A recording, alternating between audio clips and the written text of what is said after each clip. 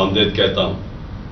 और जो हमारा लॉन्ग मार्च चल रही है, मैं जितने भी लोग आज हमारे लॉन्ग मार्च में 3 शहरों में निकले हुए हैं, मैं आज आप सबको भी सलाम करता हूं। देखिए, आज मैं सबसे पहले तो जिधर मैं कल बात खत्म की थी उधर से ही शुरू करता हूं। आज जो रेटिंग आई है पाकिस्तान की, और ये रेटिंग बाहर से होती है, और वो रेटिंग ये होती है कि पाकिस्तान क्या अपने कर्जों की किस्तें वापस कर सकता है। इसको कहते हैं डिफॉल्ट रिस्क। तो आज जब आप सुबह जब देखें, आपको पता चलेगा कि कल 75% पाकिस्तान की डिफॉल्ट की रिस्क थी, आज वो 80% पे पहुंच गई। यानी कि बाहर के लोग, बाहर के बैंक्स, बाहर के सरमायाकार, उनको अब यह बताया जा रहा है कि जब 80% एक मुल्क की डिफॉल्ट की रिस्क का मतलब कि वो 80% चांस है कि वो अपने कर्जों की किस्तें वापस नहीं कर सकते, तो ये सारे पाकिस्तान के लिए लम्हा फिक्र है। क्योंकि इसका मतलब क्या है? सबसे पहले इसका मतलब यह है कि कोई भी बाहर के बैंक, कमर्शियल बैंक पाकिस्तान को पैसे नहीं देंगे। अब पाकिस्तान का मसला क्या है कि हमें अपने कर्जों की किस्तें देनी है डॉलर्स में। पाकिस्तान के पास डॉलर्स कम है और कम होते जा रहे हैं, क्योंकि जो बाहर से आमदनी आनी थी पाकिस्तान की एक्सपोर्ट्स के जरिए, जो हम जब छोड़ के गए थे, रिकॉर्ड एक्सपोर्ट थी 32 अरब डॉलर पे, और जो रेमिटेंसेज आती है यानी बैरून मुल्क पाकिस्तानी जो अपना पैसा भेजते हैं पाकिस्तान डॉलर्स में, वो भी रिकॉर्ड था 31 अरब डॉलर पे। तो वो दोनों एक्सपोर्ट्स भी नीचे आ रही हैं, बैरून मुल्क पाकिस्तान की रेमिटेंसेज भी नीचे आ रही हैं। तो आमदनी कम हो रही है, लेकिन जो कर्जे हैं वो बढ़ते जा रहे हैं। लेकिन हमारे पास जो कर्जों की किस्त देने के लिए अब हमें बाहर से कर्जे चाहिए, क्योंकि हमारी आमदनी है नहीं।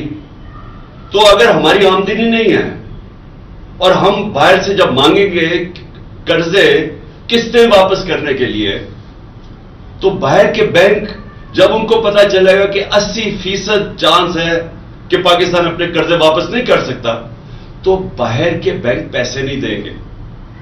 और जब वो पैसे नहीं देंगे तो पाकिस्तान का खतरा यह है कि हम डिफॉल्ट कर जाएंगे। डिफॉल्ट का मतलब क्या है? कल भी मैंने बताया, मैं फिर आप सबको बताना चाहता हूं। डिफॉल्ट का मतलब जब है कि हम अब जब नहीं दे सकते अपने कर्जों की किस्तें, तो इसका मतलब कि सबसे पहले पाकिस्तान के रुपए के ऊपर प्रेशर पड़ेगा और लोग फौरी तौर पे देखना शुरू हो जाएंगे कि पाकिस्तान का रुपया अब गिरेगा। तो जब पाकिस्तान का रुपया गिरेगा तो अभी से ही लोग डॉलर खरीदना शुरू हो जाएंगे। और इससे क्या होगा? अगर हम डॉलर खरीदना शुरू हो गए तो जिसने फैक्ट्रियां बनानी है, कारखाने बनाने हैं, पाकिस्तान में लगाने हैं, जिससे नौकरियां मिलेंगी, दौलत में इजाफा होगा, तो वो रुक जाएगा। कि वो समझेगा कि मैं अपने, और खास तौर पे बाहर जो लोग बैठे हुए हैं, कि मैं अपने डॉलर पाकिस्तान के रुपए में क्यों बदलूं जबकि रुपए ने गिरते जाना है। तो कारखाने से मुझे कितना पैसा मिल जाएगा? अगर मैं डॉलर ही रखूं तो वो डॉलर वैसे ऊपर जाता जाएगा। तो लिहाजा वो सरमायाकारी रुक जाती है। मुल्क के अंदर भी लोग डॉलर खरीदना शुरू हो जाते हैं बजाय वो पैसा सरमायाकारी पे लगाने के लिए। तो ये क्यों हमारे लिए लम्हा फिक्र है? क्योंकि इसका मतलब ये कि पाकिस्तान अब उधर जा रहा है जिधर डिफॉल्ट होने की वजह से रुपए पे प्रेशर पड़ेगा, रुपया गिरेगा। जब रुपया गिरेगा फिर क्या होगा? महंगाई बढ़ेगी। तो आगे ही महंगाई आज ज्यादा है, तो जब रुपया मजीद गिरेगा तो और महंगाई बढ़ जाएगी, और जब महंगाई बढ़ेगी गुर्बत बढ़ जाएगी। 5 करोड़ पाकिस्तानी हैं जो गुर्बत की लकीर के नीचे हैं, और उसके ऊपर 5 करोड़ पाकिस्तानी हैं जो अगर इसी तरह महंगाई बढ़ती गई, जो बढ़ती जा रही है, तो वो भी गुर्बत की लकीर के नीचे चले जाएंगे। उसका मतलब यह कि 2 वक्त की रोटी नहीं खा सकेंगे। तो एक तरफ माइशत नीचे जा रही है, दूसरी तरफ मैं आपको बताना चाहता हूं कि आज ज़राअत में क्या हो रहा है। जो हमारी आबादी है, देहात की आबादी, और तकरीबन हमारी एक तकरीबन आधी आबादी बिल्कुल ज़राअत के ऊपर गुजारा करती है। तो मैं ये आज आपको ज़रा ज़राअत की जो मैंने हुकूमत की एक कमेटी है, फाइनेंस कमेटी ऑन एग्रीकल्चर, मैं ज़रा उसकी रिपोर्ट देना चाहता हूं कि उन्होंने अब वो क्या कह रहे हैं। वो कह रहे हैं कि इस साल जो कपास है वो 25% कम होगी, 25% कपास हमारी कम होगी, मकई 3% कम होगी, गन्ना 8% कम होगा। जो फिर हमारे लिए एक आगे फिक्र की चीज है वो ये कि चावल 40% कम होंगे, या अगले साल चावल 40% कम होंगे, मिर्चें 54% कम होंगी। और ये है हमारी अपनी गवर्नमेंट की फाइनेंस कमेटी ऑन एग्रीकल्चर। अब ये क्यों हुआ है, ये क्यों कम हो रही हैं? की कीमतें बढ़ गई हैं। हमारा इस वक्त ज़राअत के अंदर ये जो मैंने फसलें बताई हैं, ये सारी इनकी जो पैदावार है वो कम हो गई है। और ये ज़राअत का हाल है। दूसरा, इंडस्ट्री। हम जब छोड़ के गए थे, तारीखी इंडस्ट्री आगे बढ़ रही थी 27%, आज वो गिर के आ गई है 7 महीने के बाद 1% पे।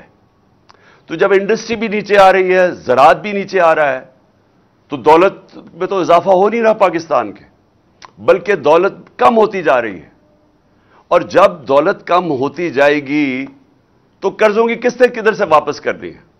अब ये सोचना, एक घर है, घर के ऊपर कर्जे चढ़े हुए हैं, घर वो कर्जे कैसे उतारेगा? आमदनी बढ़ा के उतारेगा। जब वो घर के सारे लोग मिलकर अपनी आमदनी के अंदर इजाफा करेंगे तो वो इजाफाई आमदनी के जरिए वो कर्जों की किस्तें वापस करेंगे। तो अगर घर की आमदनी कम हो जाए, वो कैसे कर्जे वापस करेगा? और जब वो कर्जे वापस नहीं करेगा, दुनिया कर्जे नहीं देगी। दुनिया कर्जे नहीं देगी तो हमारा सबसे बड़ा, जो फिर से मैं कह रहा हूं, खतरा है, रुपए पे प्रेशर पड़ेगा, रुपया कमजोर होगा। जो हुआ है इनके दौर में, रुपया तारीखी गिरा है। तो रुपया जब गिरता है तो सारी चीजें महंगी हो जाती हैं, तेल, डीजल, बिजली, ये सब जब रुपया नीचे जाएगा ये महंगे हो जाएंगे। और ये महंगाई जितनी बढ़ती जाएगी, गुर्बत बढ़ती जाएगी। तो पहले ज़राअत का मैंने आपको बताया, मैंने इंडस्ट्री का बताया आपको कि वो नीचे आ गई है। उसका मतलब बेरोजगारी भी बढ़ रही है, महंगाई भी बढ़ रही है। 50 साल में सबसे ज्यादा महंगाई हुई है। अब अमूमन तो हुकूमत को फिक्र करनी चाहिए। हुकूमत की तो सबसे ज्यादा जोर लगना चाहिए कि जो माशी बहरान आ रहा है, ये जो आगे तबाही आ रही है, हुकूमत को तो सारा वक्त इसके ऊपर जोर देना चाहिए। लेकिन हुकूमत क्या कर रही है?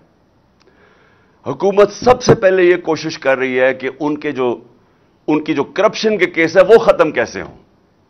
ये कभी किसी मुल्क के अंदर ऐसे नहीं हुआ कि 1100 अरब रुपए के करप्शन के केस हैं जो नैब में पड़े हुए थे, 1100 अरब रुपए के। और इन्होंने असेंबली में बैठ के कानून पास किया है जिससे इनमें हर किसी के जो बड़े बड़े डाकू हैं, इनके करप्शन केस खत्म हो रहे हैं। अब तो सबसे बड़ा इनका कारनामा यह है कि जब से ये आए हैं, इन्होंने कानून बनाया है, अपने आप को एनआरओ दे दिया है, इनके करप्शन के केसेस खत्म होते जा रहे हैं। कौम को 1100 अरब रुपए का नुकसान हो रहा है। इन्होंने वो जी इमरान हर कोई शोशा छोड़ते हैं, वो सिर्फ वो होता है कि एक इनकी जो चैनल है जियो, उसके साथ मिलकर प्रोपेगेंडा करते हैं कि जी वो घड़ी है। वो घड़ी के ऊपर तो मैं ये कह दूं कि मैं इनको अमेरिका में भी अब केस कर रहा हूं, बरतानिया में भी कर रहा हूं, दुबई में भी कर रहा हूं। और मैं वो इसलिए कर रहा हूं कि वहां तेजी से केसेस होंगे। और इंशाल्लाह ये मैं इनको एक्सपोज करूंगा कि ये जो अब आजादी सहाफत के नाम पे ये जो मीडिया हाउसेस बने हुए हैं, इनकी ये एजेंडों पे काम करते हैं। ये वो लोगों के साथ मिलकर ब्लैकमेल करते हैं। और ये इंशाल्लाह मुझे इन्होंने ऐसा मौका दिया है कि मैं अब बाहर की अदालतों के अंदर इनको एक्सपोज करूंगा, जो इन्होंने ये फ्रॉड के साथ मेरे ऊपर ये जो इल्जामात लगाए। लेकिन कहां ये चंद करोड़ की बात जो उठा दी इतनी, और कहां 1100 अरब रुपए के केसेस माफ हो रहे हैं इनके। और शहबाज शरीफ के और बेटों के ऊपर बार्गेन की थी। मतलब यह कि उन्होंने ओमनी ग्रुप जो जरदारी के साथ है, उन्होंने कहा कि हां हमने करप्शन किया है और 9 अरब रुपए हम वापस करते हैं। لیکن انہوں نے جو نئے قانون بنائے ہیں اب یہ ہو سکتا ہے کہ وہ 9 ارب روپیہ گورنمنٹ کو واپس کرنا پڑے ان کو، کیونکہ انہوں نے قانون ہی ایسے بنا دیے ساروں کو اپنے آپ کو بچا لیا ہے۔ اور وہ جو ایونس فیلڈ ہے، جو پینما کے پیپرز کے اندر جو انکشاف ہوا تھا کہ لندن کے بڑے بڑے 4 محلات مریم کے نام پہ ہیں، تو وہ بھی اب سارا کیس ختم ہو گیا ہے۔ اور وہ جو حسن شریف ہے جو 10 ارب روپے کی پراپرٹی لندن میں 1 ہائیڈ پارک میں ہے، اس کے پر بھی اب کوئی نہیں پوچھے گا۔ اور یہ ان کا اصل میں آنے کا مقصد تھا، اپنے کیس ختم کرنے کے لیے۔ اور دوسری چیز کہ یہ پھر بلون چھوڑتے ہیں کہ جی دیکھیں اس کے توشہ خانہ ہو گیا اور فورن فنڈنگ ہو گئی اور میڈیا ان کے ساتھ مل کے اس کو اٹھاتا ہے۔ ان کا میڈیا کبھی یہ بات نہیں کرے گا، یہ جو میں کہہ رہا ہوں کہ اس ملک کی تاریخ کا سب سے بڑا ڈاکہ پڑ رہا ہے، 1100 ارب روپے کے اپنے کیس معاف کروا رہے ہیں۔ اور اسی لیے یہ آئے تھے، ملک کا دیوالیہ نکال دیا ہے۔ 5% تھی پاکستان کی ڈیفالٹ کی رسک، یعنی جب ہم تھے مارچ کے اندر، یہ جو نو کانفیڈنس سے پہلے، تو پاکستان اپنے قرضوں پہ کتنا ڈیفالٹ کرتا ہے، وہ 5% تھی، آج 80% ہے۔ ان کے آنے سے 80%، اب جب چانس آ گئی تو میں نے آپ کو بتا دیا ہے کہ یہ دنیا کے اندر پیغام چلا گیا ہے کہ پاکستان کا اب دیوالیہ نکلنے لگا ہے۔ میں نے ایک سمیع ابراہیم کے ساتھ پروگرام کیا تھا 6 مہینے پہلے، میں نے پیشن گوئی کی تھی، میں نے سمیع ابراہیم کے پروگرام میں پیشن گوئی کی تھی کہ ان سے معیشت نہیں سنبھالی جائے گی، یہ معیشت نیچے جائے گی، ہم اپنے قرضوں کی قسطیں نہیں ادا کر سکیں گے، کیونکہ یہ پہلے ہی دیوالیہ نکالا ہوا پاکستان 2018 میں پہلے یہ چھوڑ کے گئے تھے۔ جب یہ 99 میں گیا تھا نواز شریف، تب پھر دیوالیہ نکلا ہوا تھا پاکستان کا۔ تو انہوں نے تو کبھی بھی ٹھیک نہیں کیا، انہوں نے تو تباہ کر کے گئے ہیں۔ تو اب انہوں نے آگے کیسے ٹھیک کرنا تھا؟ تو میں نے تب یہ کہا تھا کہ ملک ادھر پہنچ جائے گا جدھر ہم ڈیفالٹ کی طرف نکل جائیں گے۔ اور اس کے بعد میں نے ایک اور چیز کہی تھی کہ جو نیشنل سیکیورٹی ہے، ملک کی سلامتی ہے، وہ داؤ پہ لگے گی، کیونکہ جو لوگ ہمیں نکال لیں گے اس سے ڈیفالٹ سے، میں آج آپ کو کہہ رہا ہوں کیونکہ میں 3.5 سال اقتدار میں رہ چکا ہوں، اور میں ان کو ویسے بھی جانتا ہوں، ان لوگوں کو جن کے پاس ہم جائیں گے ہاتھ پھیلا کے کہ جی اب ہماری مدد کریں، ہمیں نکالیں اس میں سے۔ میں آج آپ کو کہہ رہا ہوں انہوں نے ایک چیز ڈیمانڈ کرنی ہے، اور جب وہ ڈیمانڈ کریں گے اس ملک کی نیشنل سیکیورٹی کے اوپر بہت بڑا کمپرومائز ہوگا۔ اس لیے میں نے 6 مہینے پہلے کہا تھا، اور جب میں نے یہ کہا انہوں نے کہا عمران خان کے اوپر غداری کے کیس بننا چاہیے، اور آج وہ ہم ادھر آ کے کھڑے ہو گئے۔ مجھے ایک اور خوف ہے، مجھے خوف یہ ہے کہ انہوں نے ملک سے بھاگ جانا ہے، کیسز اپنے معاف کروا کے معیشت سے سنبھالی نہیں جانی، انہوں نے ملک سے باہر بھاگ جانا ہے۔ اور اس لیے جو سارے کام کر رہے ہیں اپنے کیسز ختم کروانے کے لیے جو کر رہے ہیں، اپوزیشن کو دیوار سے لگا کے ہمارے اوپر کیسز، یہ جو قاطعانہ حملہ میرے اوپر کیا ہے ان کی ذمہ داری ہے، ان کی ساری کوشش یہ ہے کہ کسی نہ کسی طرح ہمیں اپوزیشن کو کسی طرح ختم کیا جائے، اپنے کیسز ختم کیے جائیں، اور یہ جو اب قانون بدل رہے ہیں، آرمی ایکٹ بدل رہے ہیں، صرف ان کا ایک مقصد ہے کہ کسی طرح ہم آرمی چیف بھی وہ لے آئیں جو ہمارے ایجنڈا پہ کھڑا ہو جائے، جو ہمیں تحفظ دے، جو ہمیں بچائے۔ تو ساری کوشش یہ ملک کے لیے نہیں ہے، یہ سارا مقصد یہ ہے کہ ہم کسی طرح جو ہم نے 30 سالوں میں جو چوری کی، اور خاص طور پہ پچھلے 10 سال میں، ہم کسی طرح اس کو بچا لیں۔ میں نے جب میں پرائم منسٹر بنا تھا، میں نے پہلے دن اپنی قوم سے جب خطاب کیا تھا، میں نے یہ ایک چیز کہی تھی کہ ان کے مفادات اور پاکستان کے مفادات دونوں تضاد میں ہیں۔ اگر یہ رہ گئے یہ پاکستان کو نقصان پہنچائیں گے، اور اگر پاکستان نے آگے بڑھنا ہے تو ان لوگوں کو قانون کے نیچے لانا پڑے گا، ان کو NRO نہیں دینا پڑے گا۔ 3.5 سال میں کہتا رہا کہ میں NRO نہیں دوں گا کیونکہ ملک سے غداری ہوگی۔ آج یہ ملک سے غداری آپ کے سامنے ہو رہی ہے. قوم کے سامنے کوئی ان کو فکر نہیں ہے کہ ملک کسان تباہ ہو گیا, انڈسٹری بند ہو گئی, بے روزگاری بڑھ گئی, 50 سال میں سب سے زیادہ مہنگائی ہوگی. یہ ان کا کنسرن نہیں ہے. ان کا صرف یہ مقصد تھا کہ پہلے یہ ان کے کیسز ختم ہوں, اس کے بعد اپوزیشن کو کسی طرح ختم کیا جائے, اور پھر ان کا کبھی مقصد آرمی چیف کو اپنا آرمی چیف لانے کا یہ نہیں ہے کہ وہ آرمی کے ادارے کو مضبوط کرے گا, وہ پروفیشنل ہوگا. میں آرمی کے ان کے اوپر جو بھی کنٹینڈرز ہیں ان کے اوپر بات نہیں کر رہا, میں ان کی نیت کے اوپر بات کر رہا ہوں. میں ان کو 40 سال سے جانتا ہوں. انہوں نے آج تک ملک کے لیے کوئی فیصلہ نہیں کیا. ان کے سارے فیصلے ہوتے ہیں اپنی ذات کے لیے, اپنی فیکٹریوں کے لیے, اپنی چوری کے لیے, اپنے جو محلات باہر بچانے کے لیے. تو مجھے جو خطرہ ہے وہ یہ کہ یہ سارا کر کے جس طرف ملک جا رہا ہے یہ ملک سے بھاگیں گے, یہ پھر سے ملک چھوڑ کے بھاگیں گے. اور ایک ہی طریقہ ہے ملک کو اب مزید تباہی سے بچانے کا, اور وہ ہے صاف اور شفاف الیکشن. اس کے علاوہ کوئی دوسرا طریقہ نہیں ہے. اور یہ جو ہماری مارچ ہے یہ صرف یہ ہے, قوم بتانا چاہتی ہے, قوم ایک پیغام دینا چاہتی ہے. یہ جو مارچ کے ذریعے قوم یہ بتانا چاہتی ہے کہ یہ جو لوگ 30 سال سے ہمارے اوپر مسلط ہوئے اور لوٹا انہوں نے, قوم اب ان کو نہیں ایکسپٹ کرتی. قوم ان کے ساتھ متحد ہے.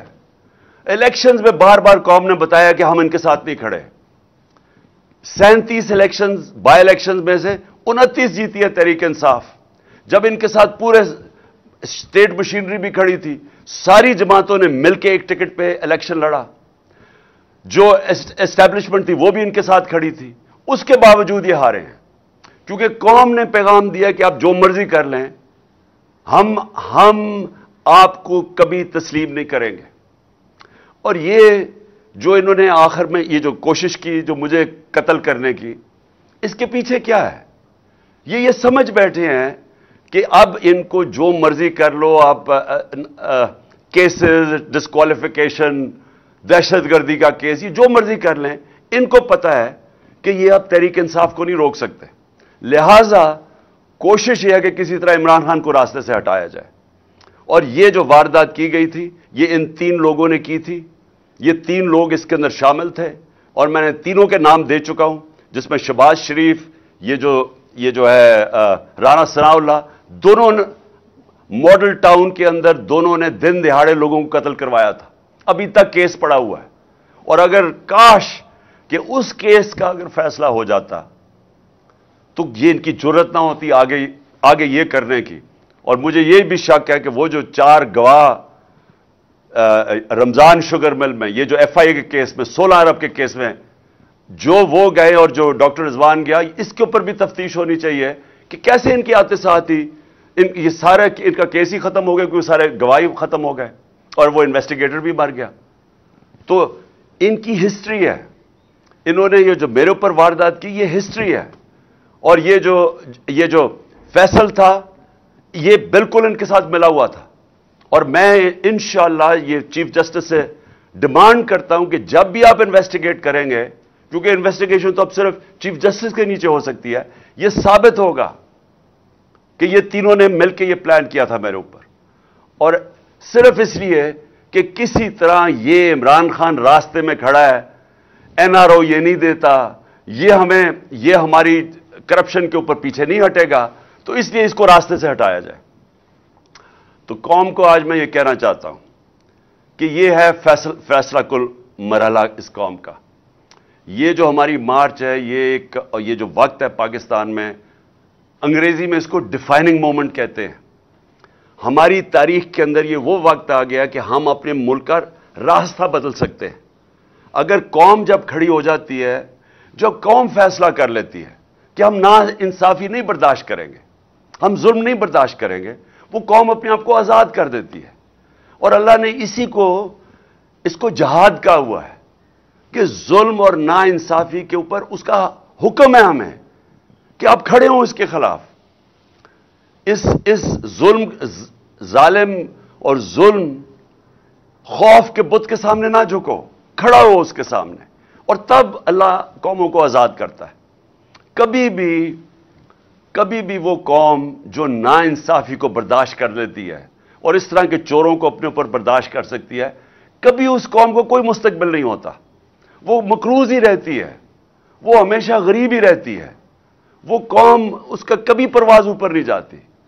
اور ہمارا ملک تو بڑا ایک عظیم خواب کا نام تھا، ہمارا وہ خواب تھا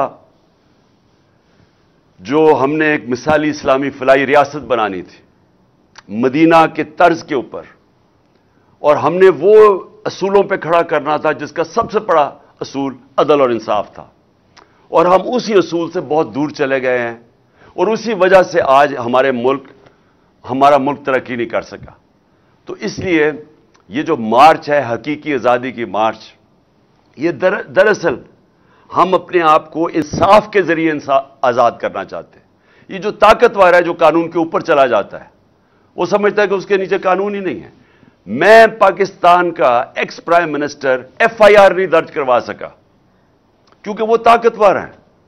تو اگر ملک کا ایکس پرائم منسٹر، سب سے بڑی پارٹی کا سربراہ، قاتلانہ حملہ اس کے اوپر ہوتا ہے، اگر وہ FIR نہیں درج کروا سکتا، تو اس ساری عوام سے میں پوچھتا ہوں، آپ کے ہاتھ میں کیا ہے؟